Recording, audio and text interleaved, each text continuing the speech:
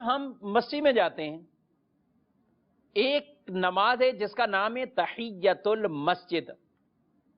یعنی مسجد کے احترام کے لیے، مسجد کے حق کی ادائیگی کے لیے وہ نماز پڑھی جائے، تحیۃ المسجد۔ اب آدمی مسجد میں گیا، اب مسجد میں جا کر پہلے ابتدا میں اگر تو کوئی جاتے ہی جا کے نماز پڑھتا ہے، جیسے ہم نماز کے لیے گئے، بالکل فرض نماز پڑھنے کے لیے گئے، آپ نے جاتے ہی جا کر نماز پڑھنا شروع کر دی، تو ضمناً تحیۃ المسجد والے یہ بھی اس کے قائم مقام ہو جائیں گے اور آپ نے حق مسجد ادا کر دیا۔ اب کوئی شخص مسجد میں جب گیا ہے تو وہ ذکر کے لیے گیا ہے، درس کے لیے گیا ہے، وہ باقاعدہ اس وقت نماز کا کوئی وقت نہیں ہے اور وہ نماز کے لیے نہیں گیا،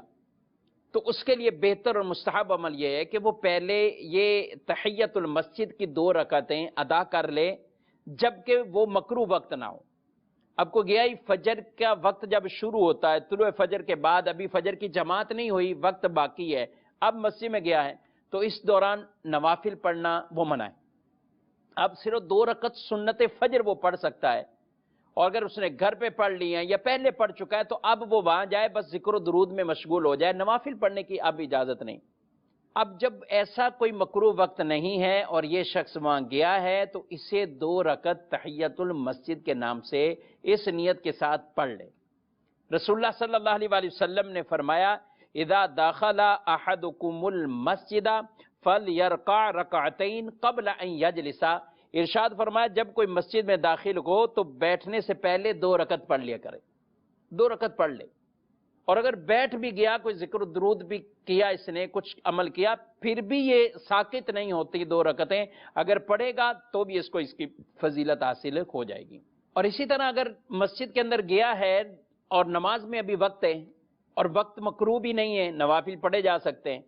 تو یہ پھر 2 رکعت اس نیت کے ساتھ اس کو پڑھ لے۔ اور اگر کوئی بے وضو شخص مسجد میں گیا ہے، وضو نہیں تھا، اب کیا کریں؟ علماء نے اس کے حوالے سے لکھا ہے کہ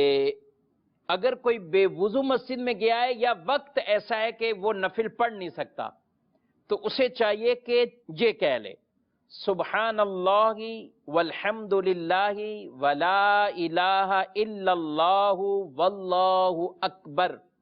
4 مرتبہ یہ کہہ لے۔ انشاءاللہ اس کو ذکر کرنے کا، یہ پڑھنے کا یہ ثواب حاصل ہوگا، فضیلت حاصل ہوگی، 4 مرتبہ یہ کہہ لیا کریں۔ اور کوشش یہ ہو کہ تحیۃ المسجد والی نماز یہ بھی ہم ادا کرتے رہیں۔